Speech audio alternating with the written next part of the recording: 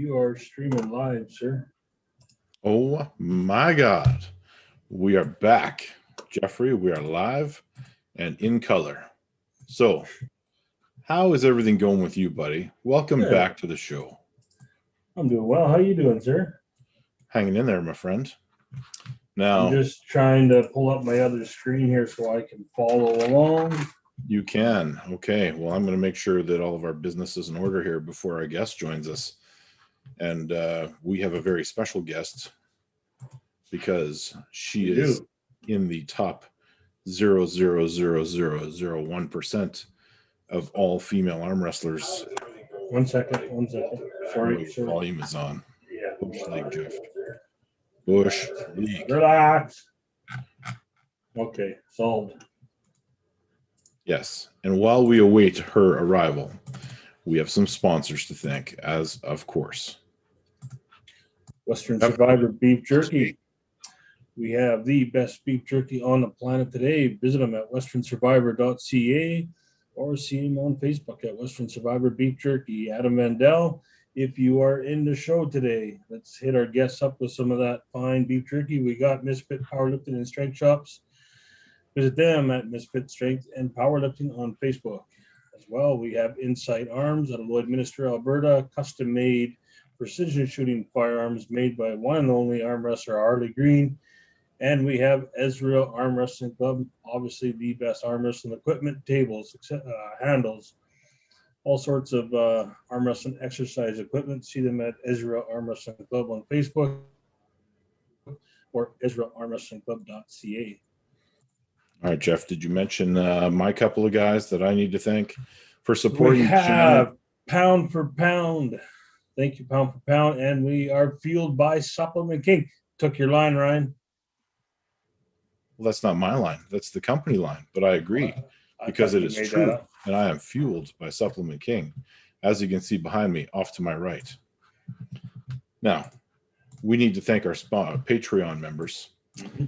And there's a few Alpha members: Ready Go Solutions, Mr. Jeff Frank, Bruce Williz, Bryan Koerner, Jon Umpherville, Gary Roberts, Joe Fox, Mike Dumas, and Kenny Weaver. Thank you for your support.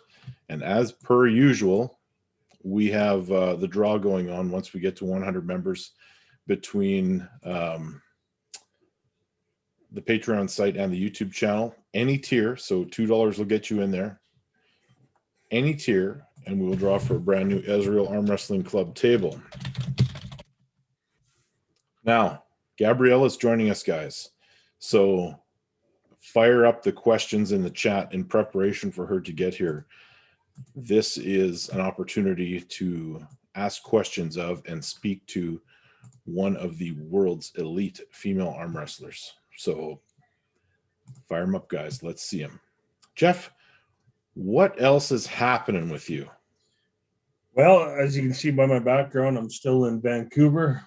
I don't think I'll be seeing Alberta too much anymore. I will be back here in a couple weeks for a few days. And yeah, after that, it'll be scarce. So Vancouver is becoming more and more home, working away.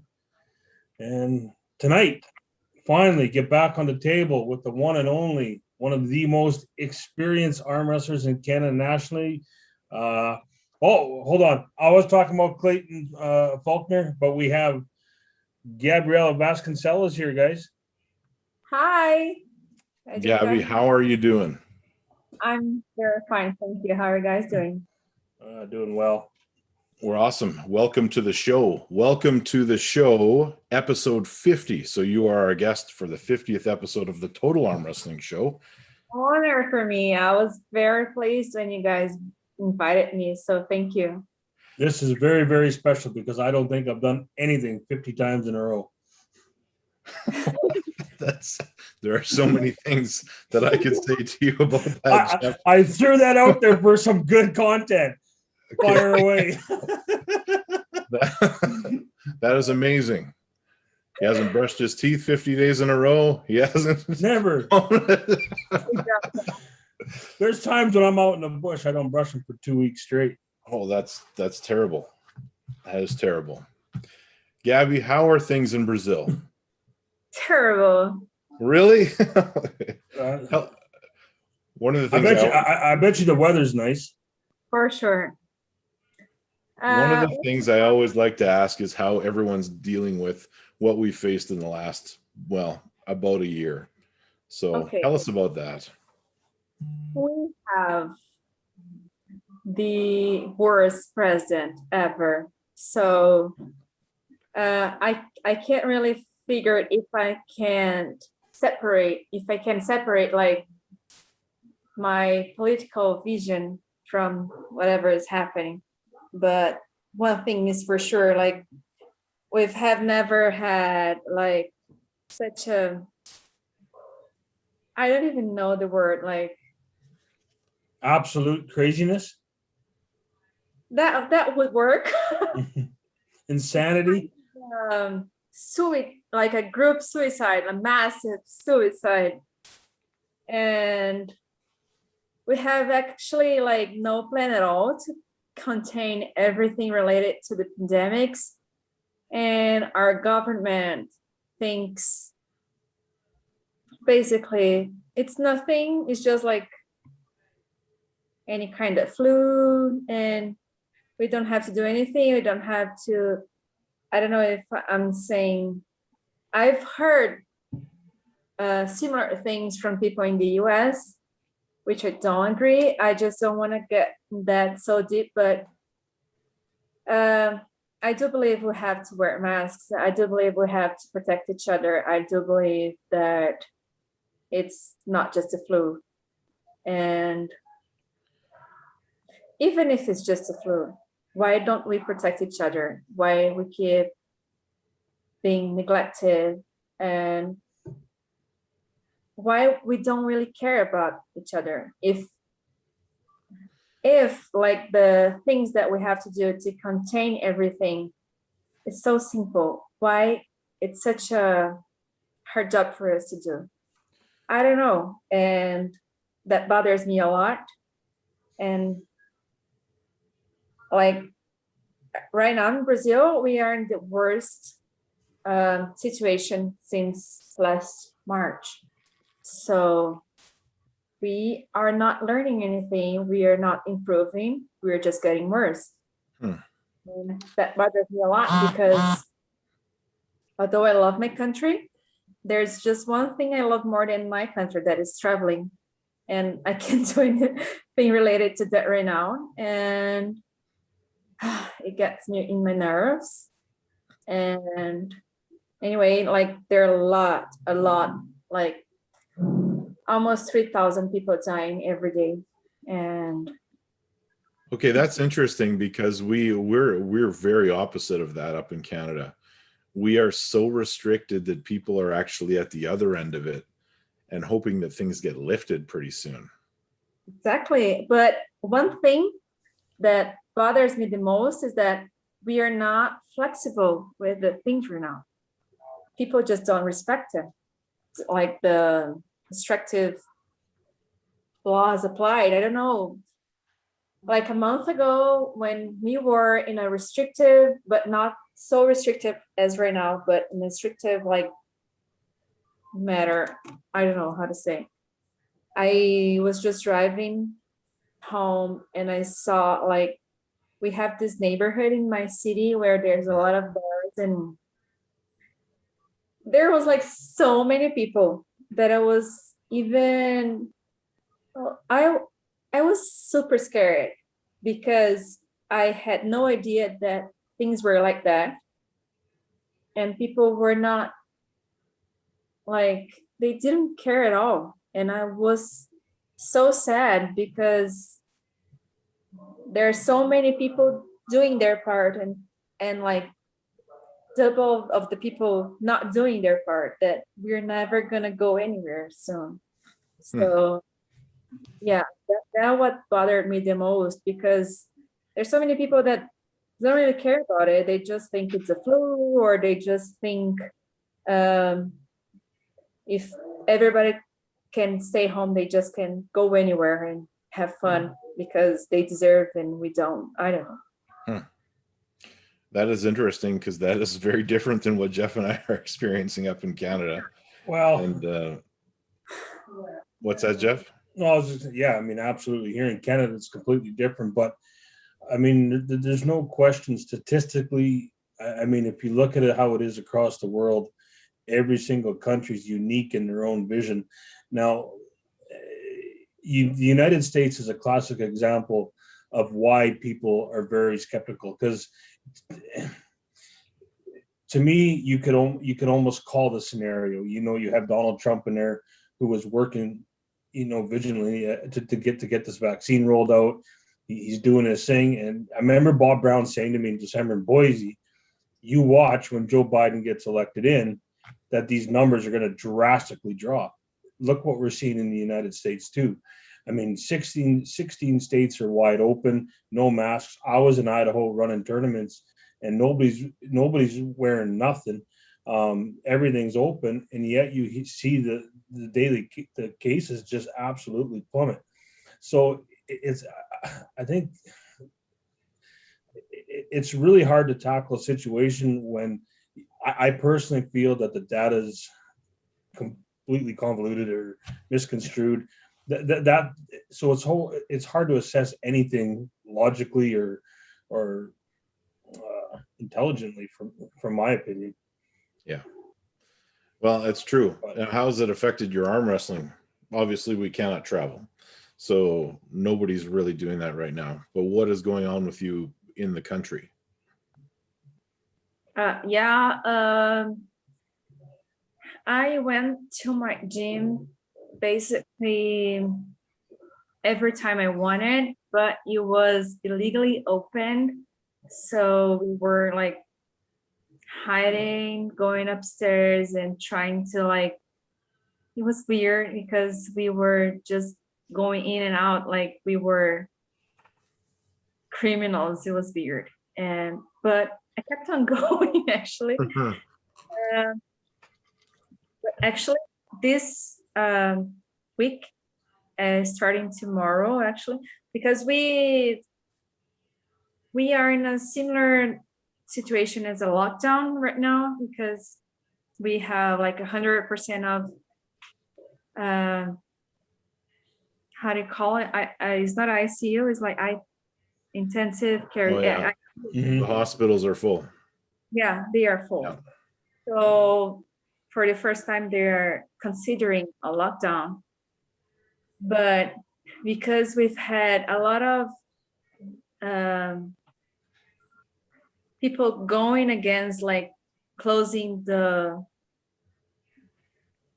business, government has been holding up like this complete lockdown.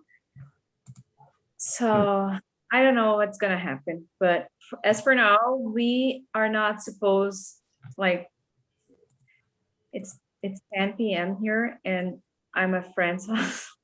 This is like, you see, I'm already wrong because I'm at my friend's house because we came to visit him.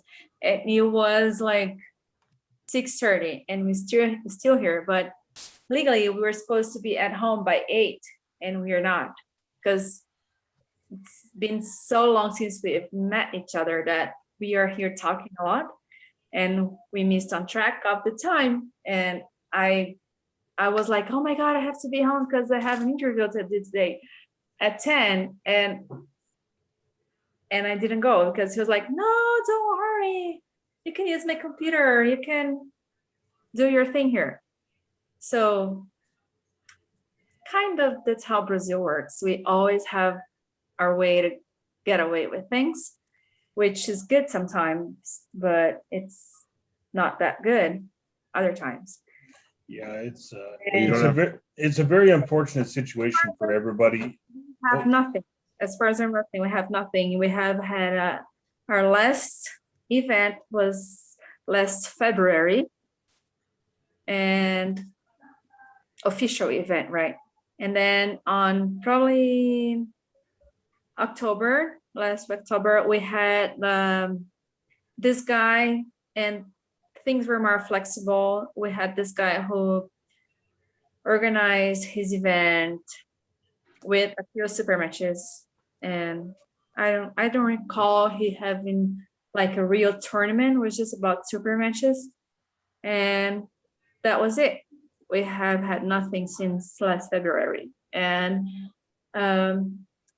we have, as a federation, I expect, organized but not decided yet on the date, our state championship for July, or late June, or early July, but we don't know if it's going to be allowed to happen. And you are starting a promotion of some kind, you mentioned? Yeah, I was 2018, I did my first and only Armwrestling Open, Gabriela Vasconcelos, which was a dream of mine to kind of use my name to something good, to try to put my version of a great event in effect. And I did. I had absolute zero critics, like on the bad side of it. But I spent so much money that I have never tried to do it again. And then I was like, I'm never gonna do it again if I can't keep the high level of everything. And I've always wanted to do. I had some partners trying to keep me up to this and saying that it should be like a yearly event in my city. But yeah, I had a lot of people helping me. I managed to get a lot of sponsors, and I'm not sure if they got the results they were expecting or anything, though I got like local open TV to cover it, and I was able to bring Michael Todd and Rebecca Todd, and that brought a lot of attention. But I risked it all, and it was perfect. But for me to do it again, I would only do it if I had more certain of at least that I wouldn't lose money. And that didn't happen yet. But I had friends telling me to try to use the name of the event, which was like, I didn't hear in now almost 3 years anybody saying anything bad about it. To use the name of the event to make like a short version, like super matches only version of it, just to keep it alive and have something related to wrestling happening in Brazil. And I thought the idea was very, very good. I have like a couple of places available to do it. I would only have to do it Brazilians only pullers because I wouldn't have money to pay for anybody to come. And actually, if anyone would come here, they would have to be like 14 days quarantine, whatever they went back to, and I can't afford it. So it's not so bad to come to Brazil, but it's worse to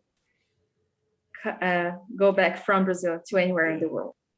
Anyway, so then I'm just thinking of promoting our own athletes and keeping wrestling alive in a country when we can't hold a real event. So have you ever thought about starting a YouTube channel like everyone else is doing? Yeah, so many times. Actually, today's Thursday, right? Okay, yesterday I went to my brother's house and I was like, his name is Peter. I was like, Peter, help me with whatever you know about video editing. I have no idea how to start. And I was like, I want like introduction, like blah, blah, Gabi Vasconcelos, the Our Engine. And it took us like 1 hour to even start with it. It was like, it's so complicated. I have no idea how to do it. I don't have a proper computer that holds any kind of program that can do it properly. And then I was like, Peter, help me. And then, but he has like 1.5-year-old daughter and like a house to hold. I was like, come on, it's just so hard. I don't know how you guys do it.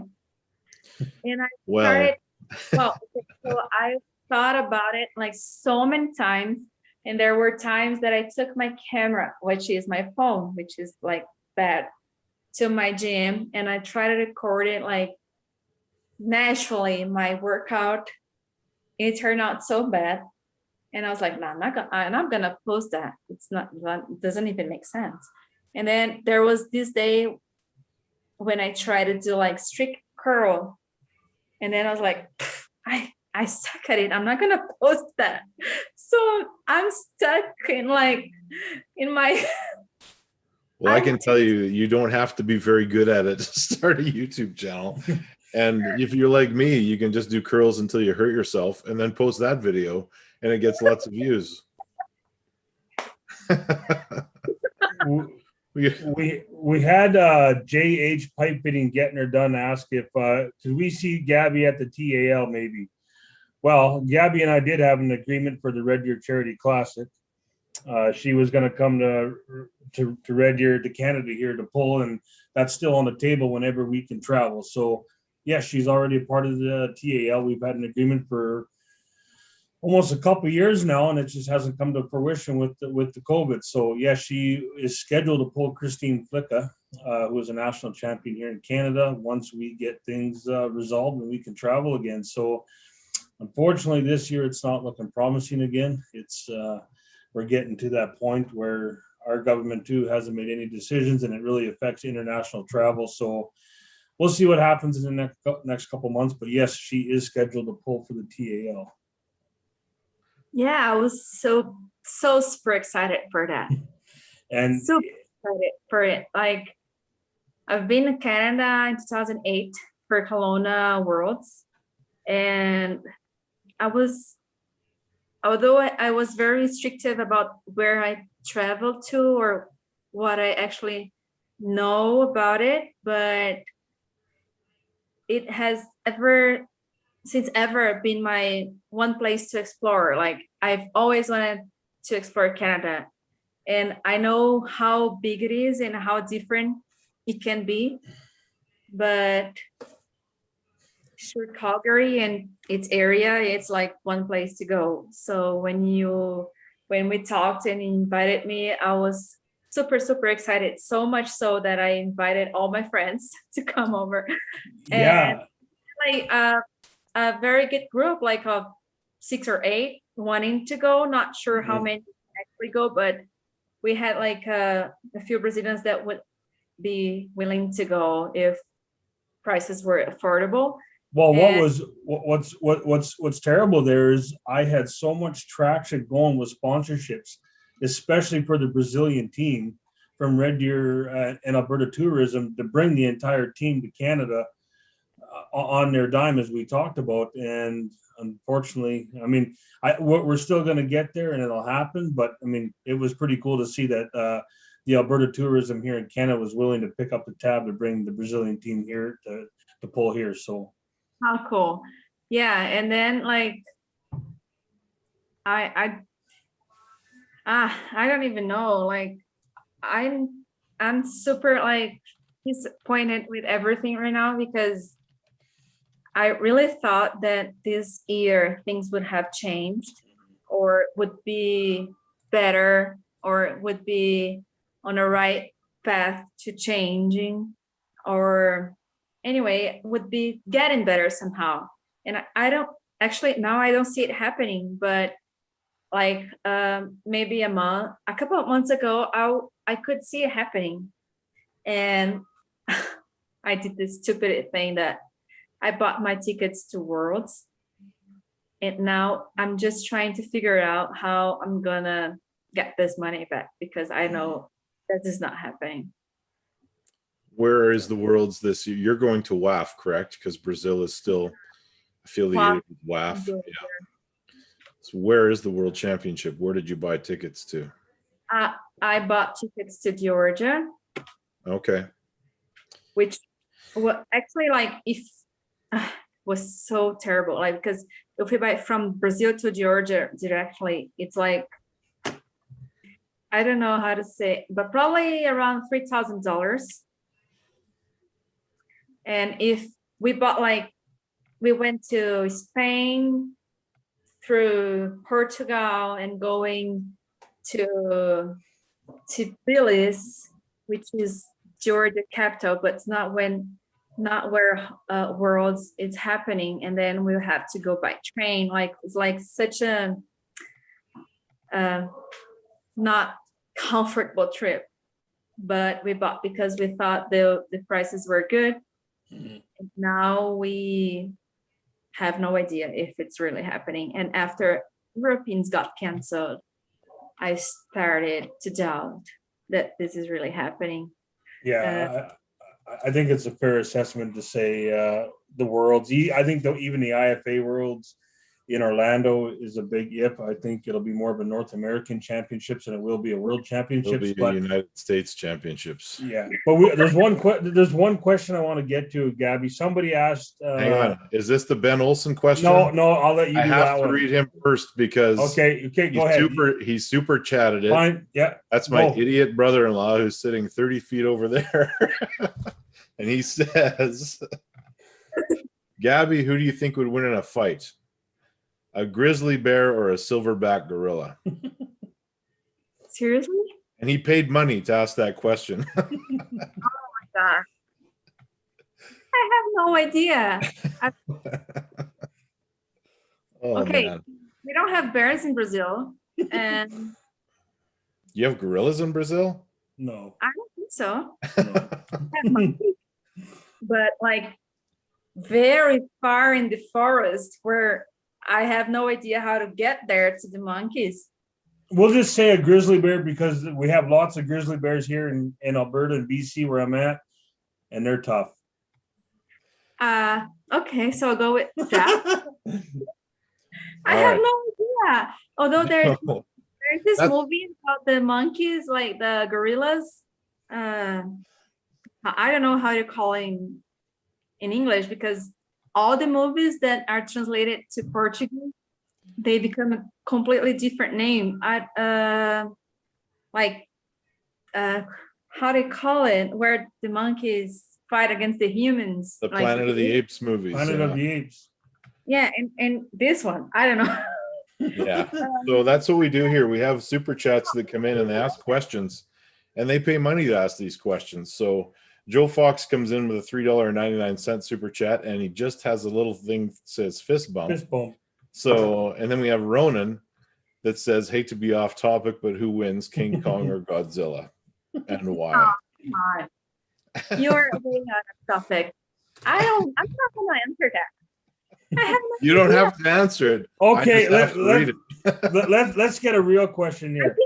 I think you're not aware of who are asking these questions for. I don't even watch this kind of movie.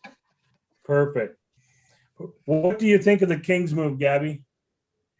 It was asked. I can't remember who asked it though. That was a while ago. Yeah, we did have that question. I have. I don't really like it, but as far as the shoulder stays above the table, I'm okay with it. I'm okay with it because it's in the rules. It's not by far my favorite move, but if someone can use it as an advantage, or as long as the elbow stays above the table, I'm okay with it. Yeah. Okay. I'm okay with it too if it's within the rules. I don't like the extreme version, but I mean that's a whole thing that we. So I'm gonna be very. Okay, Michael Todd last pose, like there are so many battles that he make made sure that he was above the table. Yep. I'm fine with that. What I'm not fine with is Devin Larratt against Davey Shafee. Yes, I was just gonna bring that up. I'm not good with that. So basically, I think these two represent how we can like accept it or not.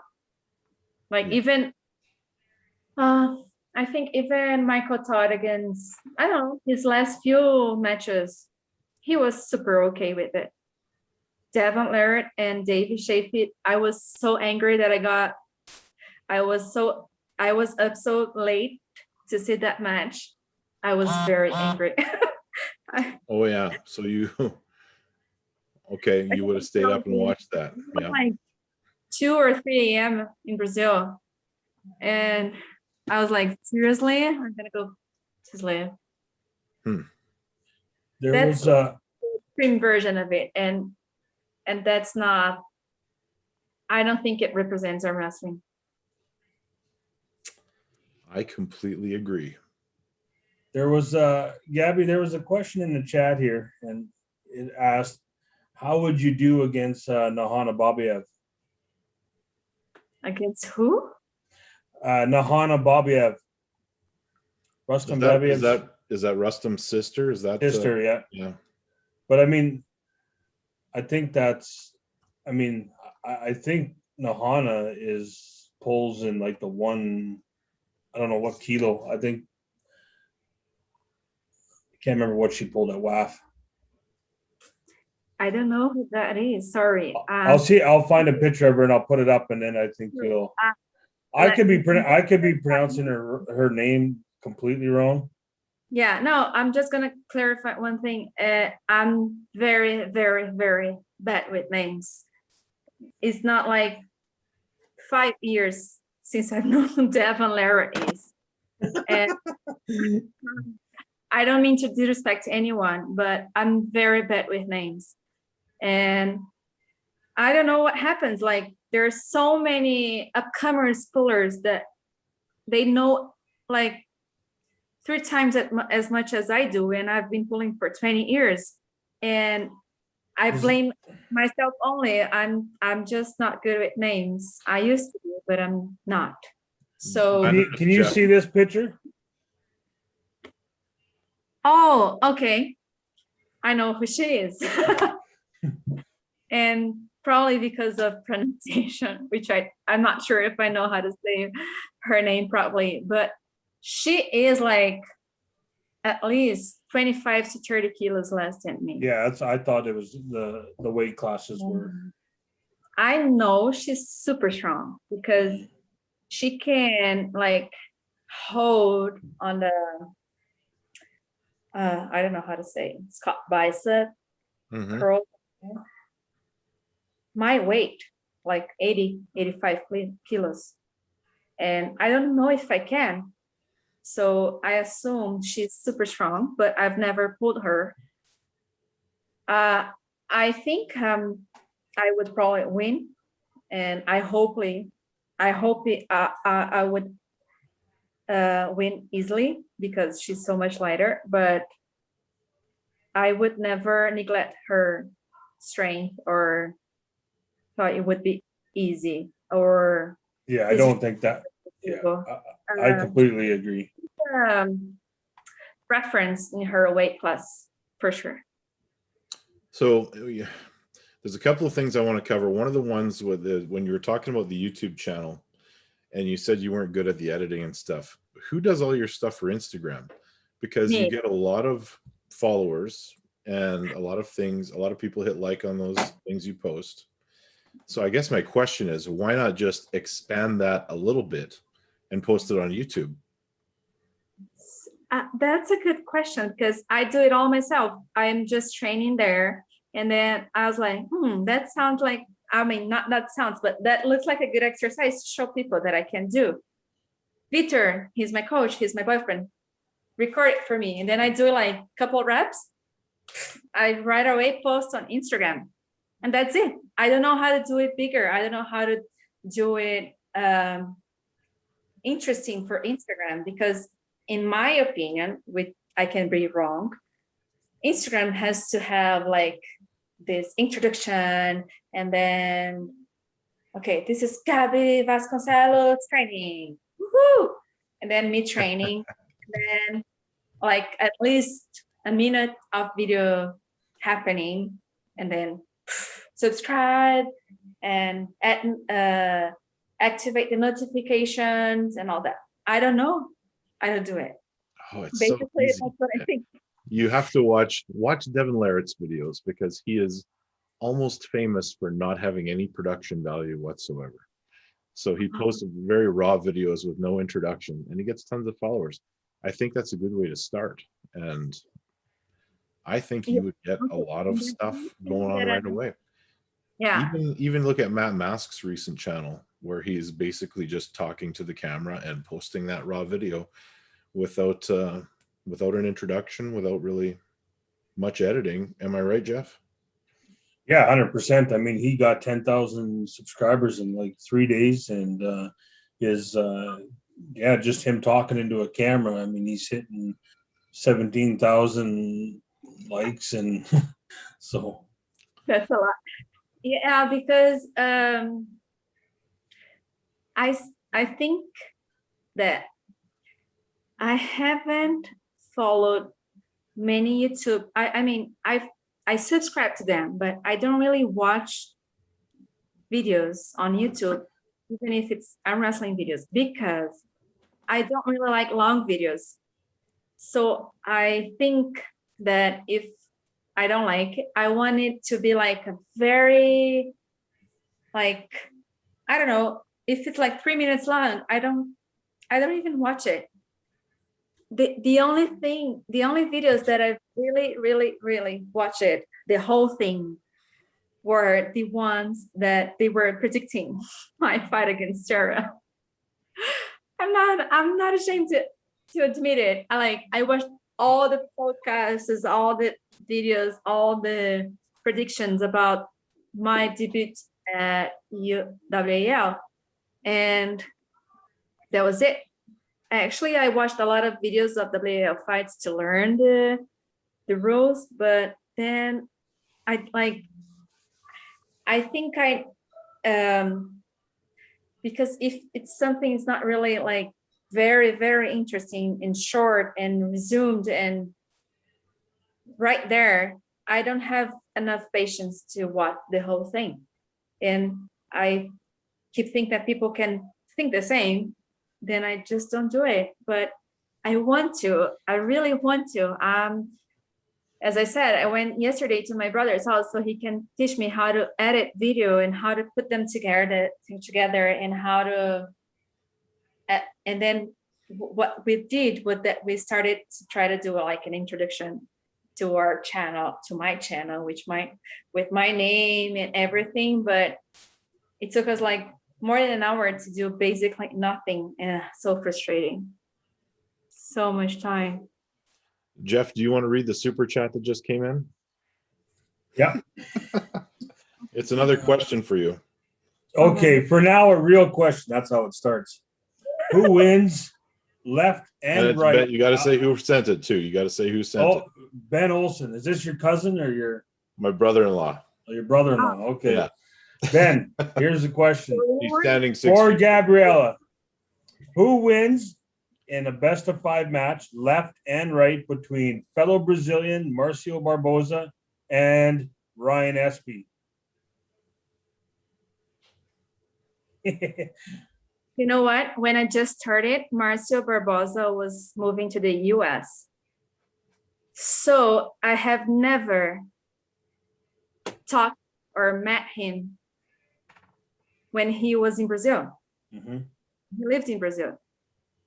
So I became friends with him after he moved to the US.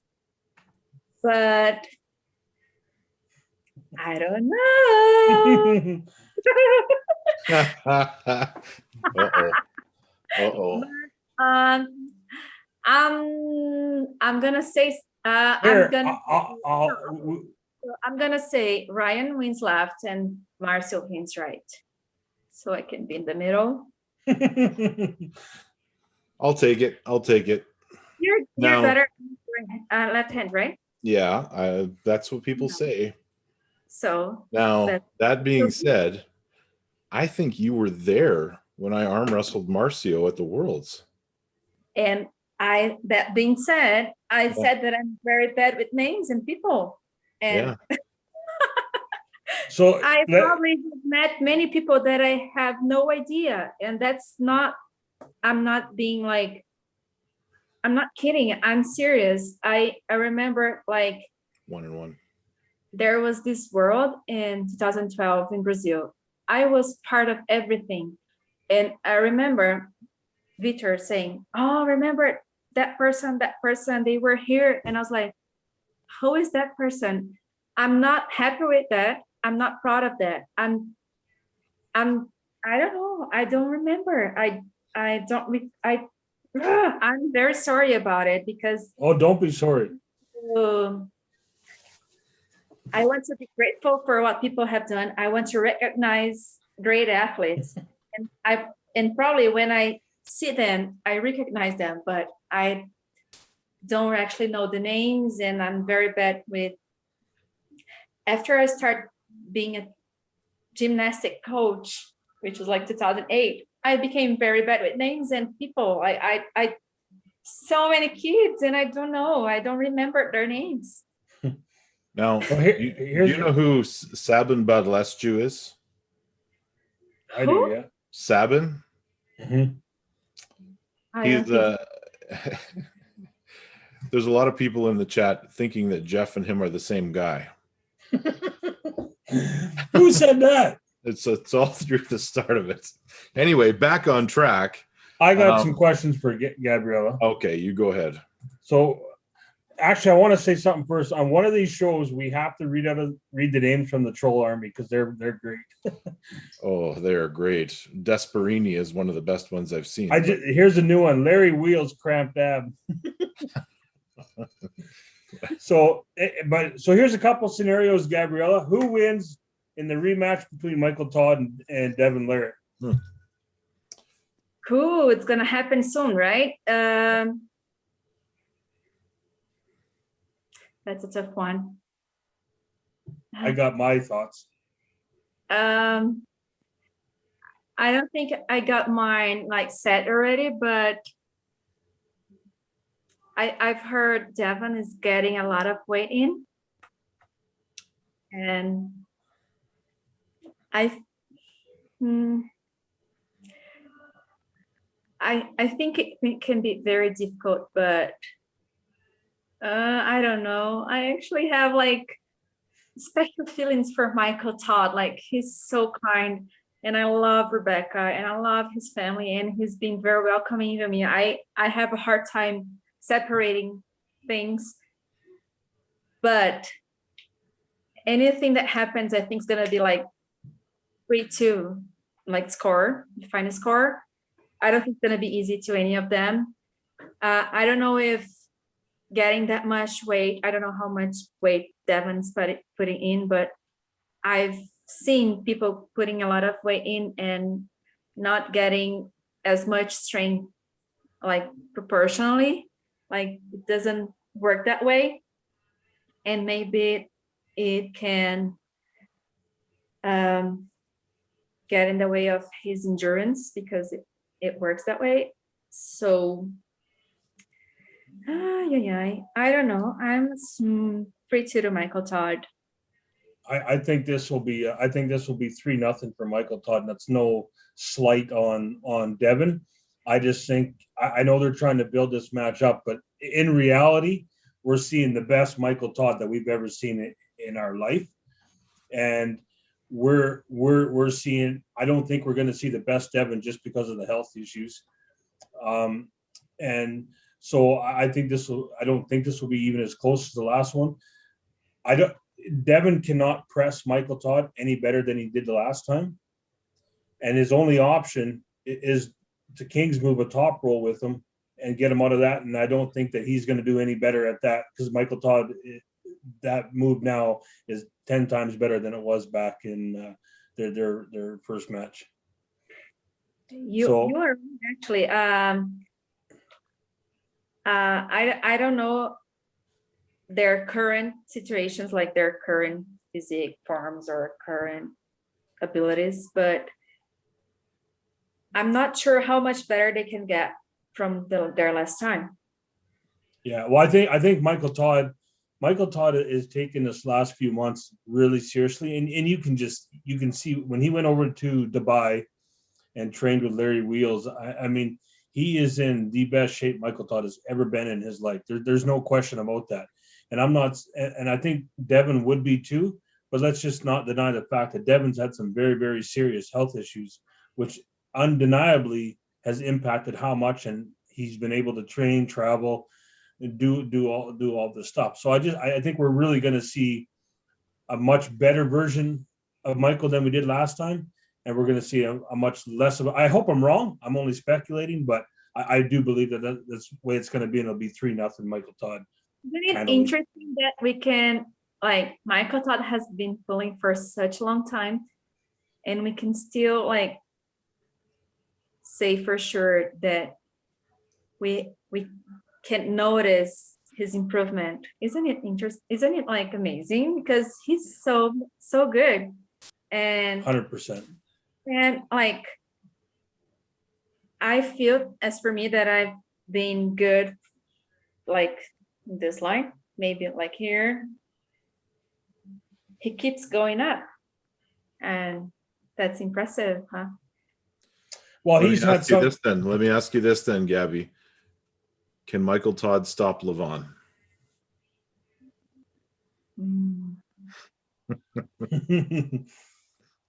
That's a tougher one. Yeah.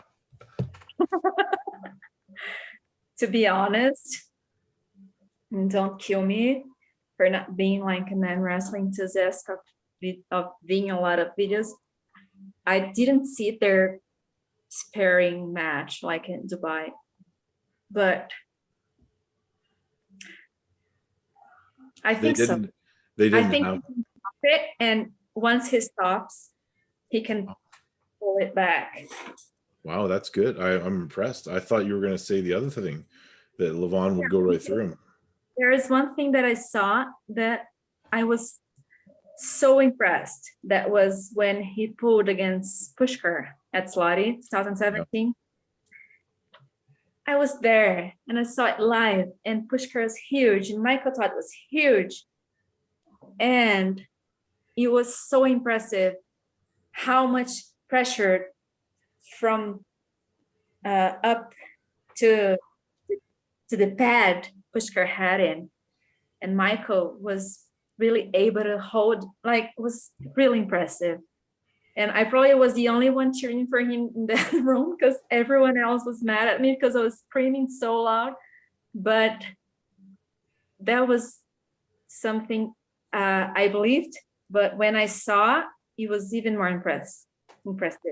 Yeah. Like, Pushkar is really big, was really big. And he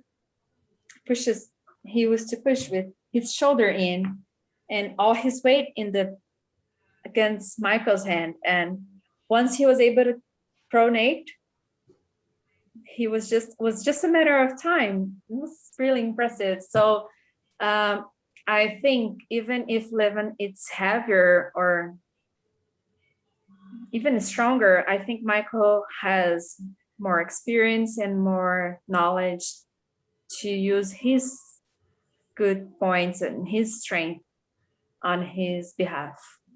Yeah, I totally agree. And there's people in the chat saying that I'm going to get a lot of hate picking against Devin. This is not the pick on Devin and pick sides. This is just a reality of the world we live in.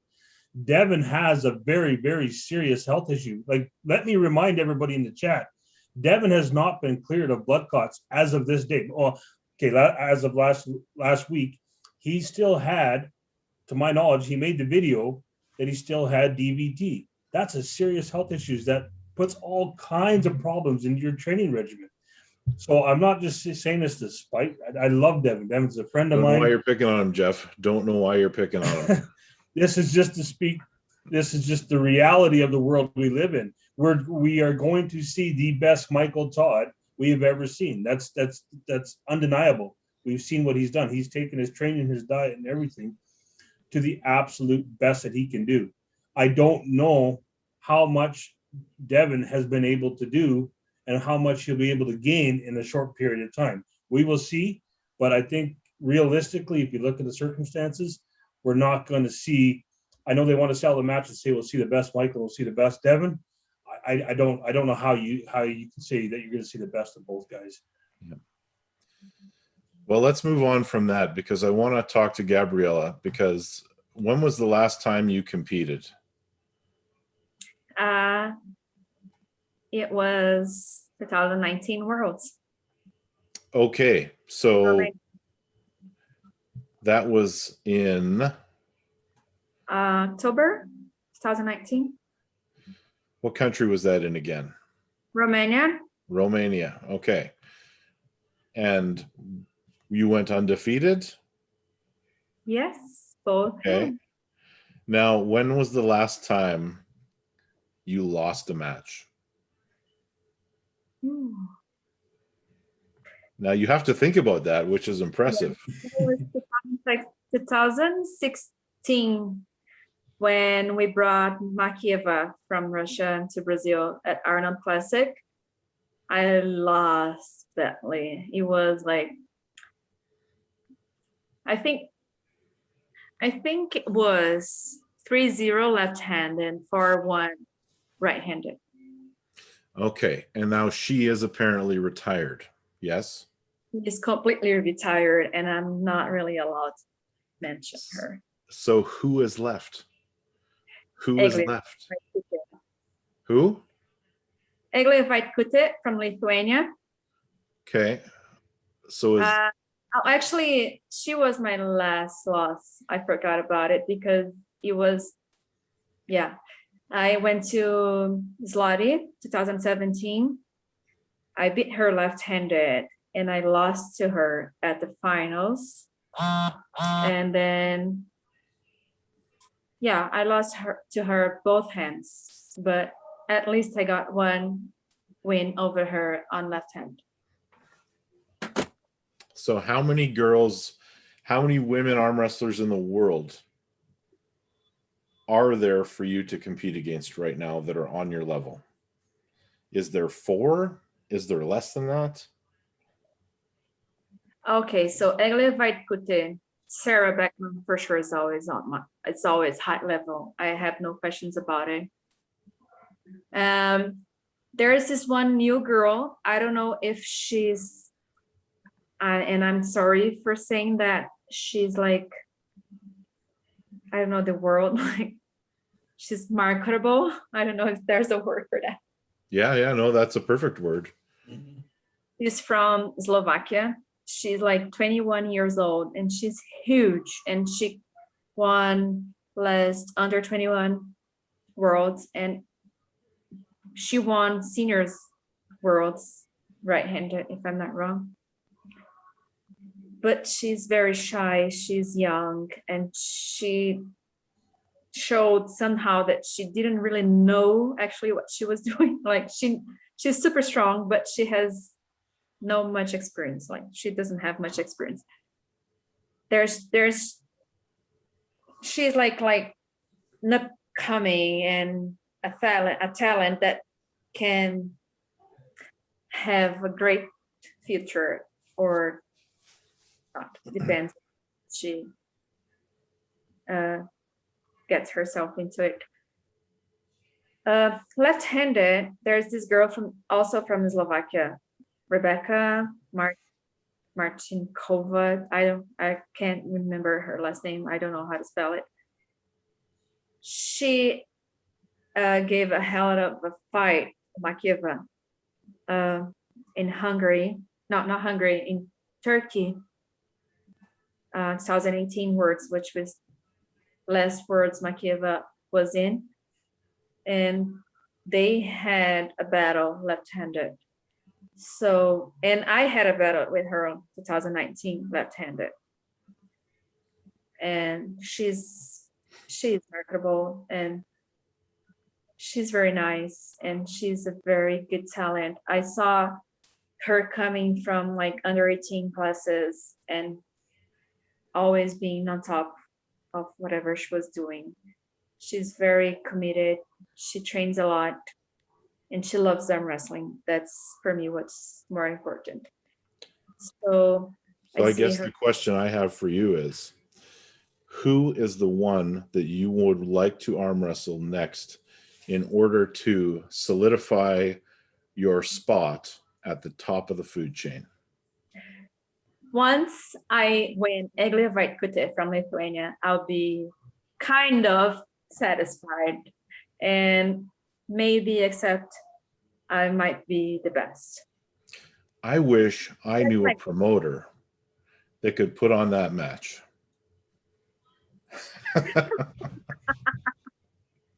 Yeah. I'm not sure how much English she can speak, but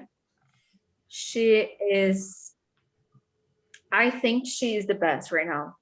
And in order for me to be the best, I have to beat her. So she is my 100% goal to beat in the world. That is amazing. I need to clean up a couple of super chats because Joe Woodland, who has been a YouTube member, a member of this channel for quite a long time, has given us $5 and says, "My bad, much love." I'm not sure what he's apologizing for, but it's whatever. Thank you, Joe. Sheldon Shorten for $3.99. And of course, I have to read this because I think it's very creative and funny as hell, is that Michael Todd from the future that was funny, has made it said, "You guys are right. It's been almost 30 years since I beat Devin. Appreciate the support, guys. I'm sending this message from the year 2051. So, congrats. Sheldon, for the future. yeah, Michael Todd from the future. So we also have Sheldon Short has sent us a super chat. Then he asked us a question. So I will ask you the question. Are you friends with Sarah Backman outside of arm wrestling? Is it for me? That's the question. It's a very personal question, and I think you answered it without even saying anything. So No, I'm not friends with her. I don't dislike her at all. I am extremely grateful for all that she does for women's arm wrestling. I had very good chats with her, but I don't frequently talk to her. So I'm not her enemy, I think. I'm not her friends with either. Like we don't have a real connection. Like not because I don't like when we met at UAWL in Atlanta, we talked a lot for the few days we were there, and we had a lot of fun. I honestly didn't know that it hurt, or I don't want to say that I hurt her, but that she got hurt during our match. I didn't realize that because I was so nervous, and I'm kind of glad I didn't, because if I knew, I probably would have pulled differently and would risk my chance of winnings. But after I got back to Brazil, that I saw all these posts talking about her injury, and I felt so bad. I sent her like this huge text about how I felt bad, how I didn't know, and how I was wishing for her full recovery, and how I was grateful for her to accepting our match, and how I was hoping for her to be back fully at our arm wrestling worlds, because I knew how much attention she had brought to our sport and for me and for arm wrestling in general after he accepted. I know that, and I know how important she is, and I would never say anything against her, because if I ever want arm wrestling to be worldwide known, I could never keep her out of it. So Sarah Beckman for me is arm wrestling as much as Devon is. And I'm not sure if they're the best arm wrestlers ever, but they do represent arm wrestling. So we can deny that. I'm not gonna do it. So I'm thankful for her to be back, and I'm thankful for her to have chosen me to go back to spotlights and risk her career and everything. I'm not just like her best friend, and I don't blame anyone for that. Whenever I want to talk to her personally, I send her a message, and she wants to, she answers, and that's it. Like, I have nothing against her, but I'm not her best friend. And like when, like the year before she came back to arm wrestling, 2017, I was in Orlando, and she made sure she traveled like an hour to meet me, and we went to have lunch, and she was the cutest person ever. And that's when I started to love her, not only as an arm wrestler. That's when the first time, because I had met her twice before that, 2012 and 2013, and I kind of hated her, but because we never talked. And then 2017, or actually 18, she made sure she traveled. She was super nice to me. And then, and I think it's part of her growth as a person. She was very young when she was very famous. She became very famous. And I don't know if she knew actually how to handle this. Like all the guys wanted her. She was very famous because of her wrestling. She had his long blonde hair, and she was hot and everything. So I think it was too much for her in the beginning, especially because she came from like she was overweight and nobody wanted her. So she came from the opposite and became like the perfect woman. And then I don't think at that time she was open to be friendly. But now I see her very mature, very open, and very nice person. I have nothing to say against her, but at the same time, we're not best friends. Like, not because anything, just because we're not. We don't keep in touch. We were more than once opponents. I'm not sure if she blames me for her injury. I hope not, but I know that she doesn't, because she explained very well that was because of her training and how she didn't handle well her preparation for a match. But that's it. Like, it's just like a person I really, really, really, really respect and that I like very much, but we're not friends. I gotta fix something, because you said something in that speech about attraction, and then somebody says she is hot. Let me say something. Personalities are what are the foundation of attraction. Let me just start that by saying that Sarah Backman does not have a personality. Oh, Jeffrey, come on. Let me finish. No. Let me. I didn't finish. I just stopped there. I don't. Go. You finished, buddy. I just said Sarah Backman's personality to me does not make her attractive. I don't find her personality attractive. I just don't. And I mean, I'm not saying. I mean, Gabby's 100% right. She's great for the sport. We need people like her in the sport, but people always get caught up in this. I don't find the personality attractive. Personalities to me are the foundation of attraction, and you have to have a really good personality and be a really good person to be attractive. That's once Okay, so there, I'm never gonna forget what Neo Pickups once said me. He said that in order for us to have, like, to make arm wrestling big, we have to have different personalities. So 100%. different people can relate to the athletes, to different personal, to the different athletes. And once they relate to them, then they're gonna start liking or enjoying arm wrestling.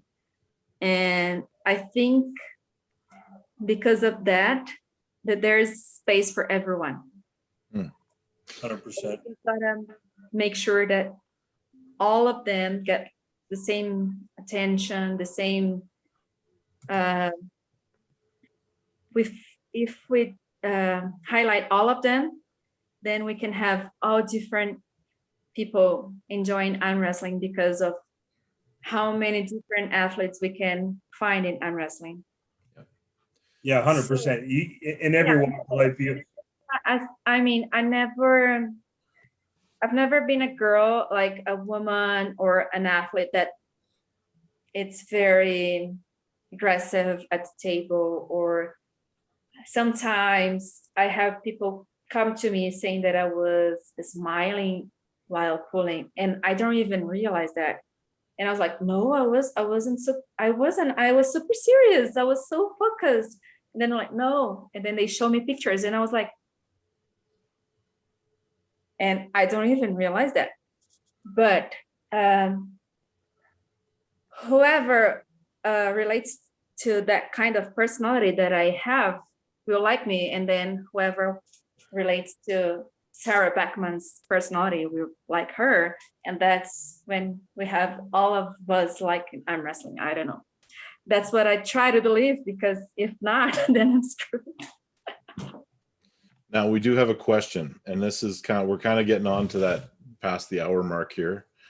Before I ask it, Jeff, do you have anything else you want to ask before I get to it? And it is the question that was asked by the second last question by Armchair Arm Wrestlers.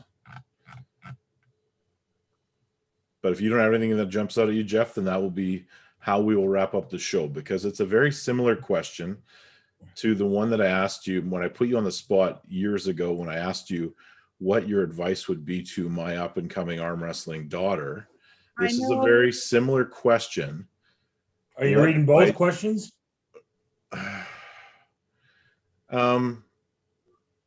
Sure. Yeah. Okay. But I'll go in reverse order. Yeah. Armchair Arm Wrestlers. What is your stance on transgender athletes?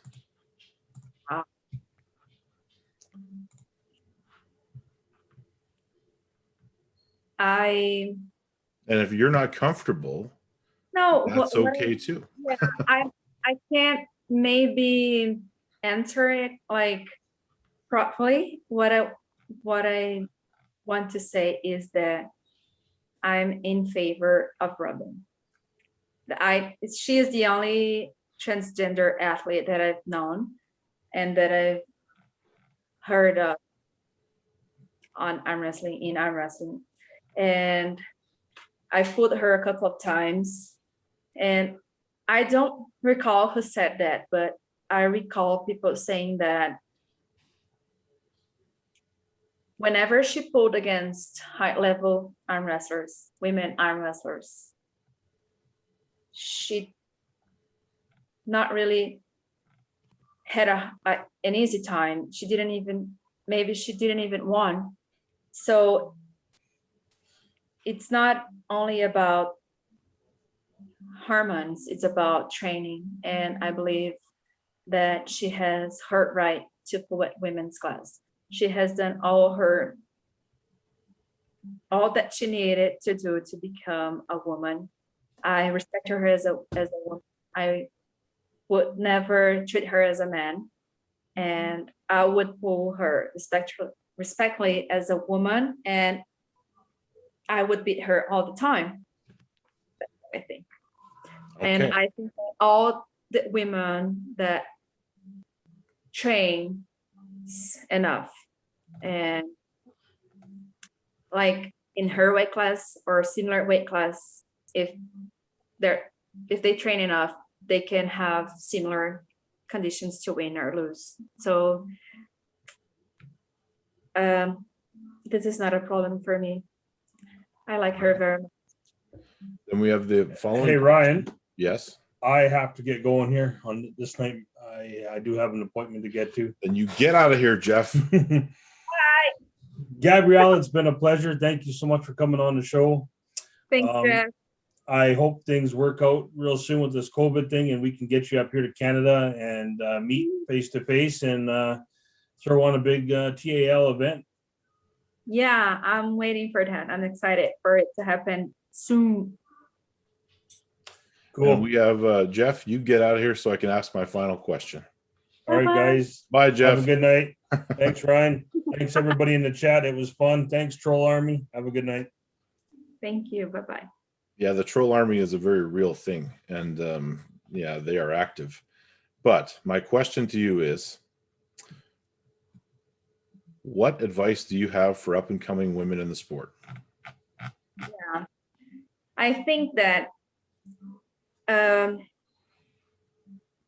especially with North America, I mean, here in Brazil, I honestly don't count because we don't have many women interested in joining arm wrestling. But I would say that Eastern Europe and North America are great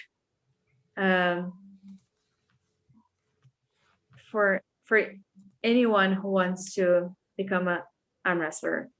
I'm a huge fan of RVJ's daughter. I think she's like the greatest. And I think there's a lot of space for all the young girls coming. There was this girl, Sarah something, that she just talked to me yesterday about this Texas arm wrestling event for ladies only. Mm-hmm. And I was very excited about it. I said that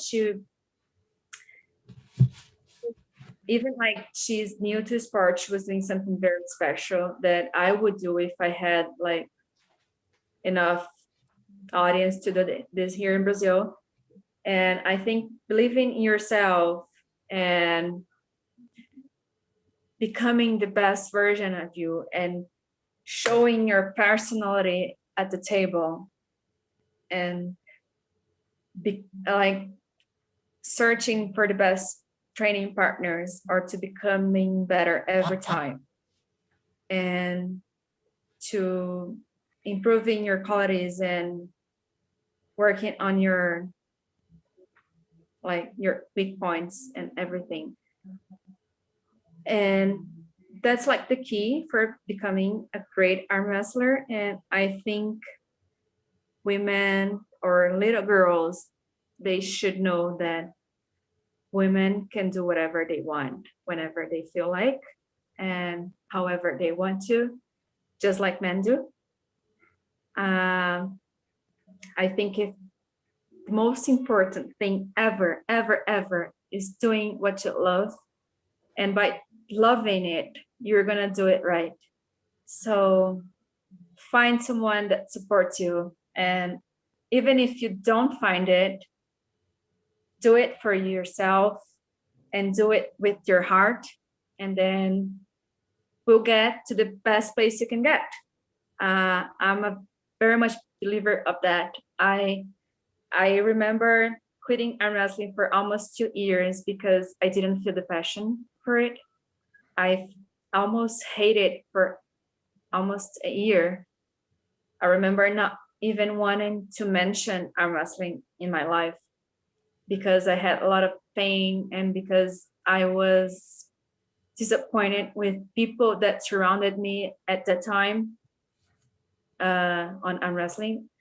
But I realized that arm wrestling was much more than that.